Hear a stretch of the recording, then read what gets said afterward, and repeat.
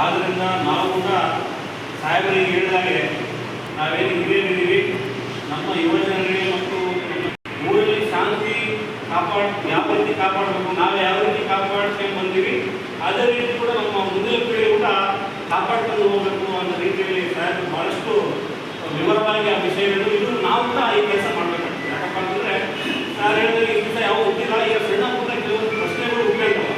So ಆದ್ದರಿಂದ ನಾವು ಕೂಡ ಅದರಲ್ಲಿ ಎಲ್ಲ ಸಮಾಜದ ಬಂಧುಗಳು ವಿಶೇಷವಾಗಿ ಎಲ್ಲ ಯುವಕರಲ್ಲಿ ಕೂಡ ನಾವು ಮನವರಿಕೆ ಮಾಡಬೇಕು. ಮತ್ತು ನಾವೇನು ಈ ತ್ಯಾಗ ಮತ್ತು ಬಲಿದಾನದ ಪ್ರವಾದಿ ಇಬ್ರಾಹಿಂ ಅಲೈಹಿಸ್ಸಲಾಂ ಅವರ ಮತ್ತು ಪ್ರವಾದಿ ಇಸ್ಮಾಯಿಲ್ ಅವರ ಈ ಒಂದು ತಂದೆ ಮತ್ತು ಮಗನ ಬಾಂಧವ್ಯ ಮತ್ತು ಬಲಿದಾನ ಮತ್ತು ದೇವರ ಮೇಲೆ ಇರ್ತಕ್ಕಂಥ ನಂಬಿಕೆ ಮತ್ತು ವಿಶ್ವಾಸ ಮತ್ತು ದಾನ, ಈ 3 ಅಡಿಯಲ್ಲಿ ಇರ್ತಕ್ಕಂಥ ಈ ಹಬ್ಬವನ್ನು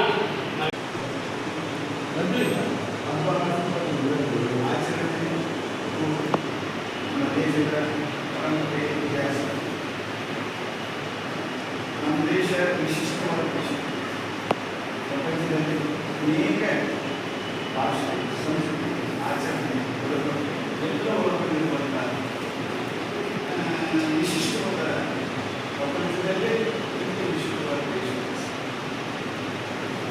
ನಮ್ಮಲ್ಲಿ ಶಾಂತಿ ಸೌಹಾರ್ದತೆ ಎಲ್ಲೂ ಸ್ಥಿತಿಯಲ್ಲಿ ಹಿರಿಯರುಗಳು ಎಲ್ಲ ಕಡೆ ಒಂದೇ ಜನಾಂಗ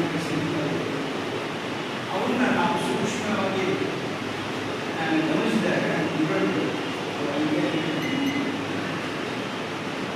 ಇಲ್ಲಂದರೆ ಅದಕ್ಕೆ ನಾವು ಮುಂದಿನೇ ಇದು ತಪ್ಪು ಅಂತೇಳಿ ಯಾವ ತಪ್ಪು ಅಂತ ಹೇಳುವಂಥ ಧೈರ್ಯ ಮಾಡಬೇಕು.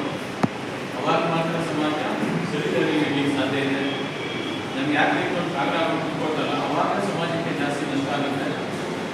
ಅಂಥ ಸಂದರ್ಭಗಳು ಬರಬಾರ್ದು. ಇಷ್ಟರಾಗಿರಬೇಕು, ಸರಿ ಇರೋದನ್ನು ಸರಿ ಅನ್ಬೇಕು, ತಪ್ಪಂತ ಹೇಳ್ಬೇಕು.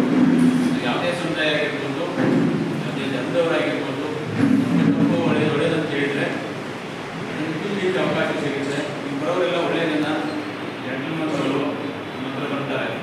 ಕಡಿ ಕೊಟ್ಟಂತ ಹೊಡೆದು ಹೇಳೋರು ಇಲ್ಲಿ ಭಾಳ ಜನ ಬರೋದಿಲ್ಲ. ಈಗ ನಾವು ಒಳ್ಳೆಯವ್ರಿಗೆ ಇವಾಗ ಇರ್ತಾ ಇರ್ತೀವಿ, ಅವ್ರ ಸಿಕ್ಕರೆ ನಾವು ಬರೋದಿಲ್ಲ. ನಿಮ್ಮ ಕಡೆ ಅಸ್ತ್ರಗಳಿರ್ತಾವೆ, ಬೇರೆ ರೀತಿ ಮಾಡ್ತೀವಿ. ಇವರಿಗೆ ಭಾಳ ನೀವೆಲ್ಲ ಹೇಳಿಲ್ಲ ನೀವೆಲ್ಲ ಉಜ್ಜಿ ಅಂತೇಳಿ ಅದರ ಇಲ್ಲಿ ಕೆಲವು ನೀತಿಗಳನ್ನು ಹಾಕಲಿಕ್ಕೆ ಪ್ರಯತ್ನಗಳು ನಡೀತಾ ಇದೆ. ಮುಂದಿನ ನೀತಿಗಳು ಸಕ್ಸಸ್ ಆದರೂ ಆಗ್ಬೋದು. ಸಮಾಜ ಹುಷಾರಾಗಿರಬೇಕು.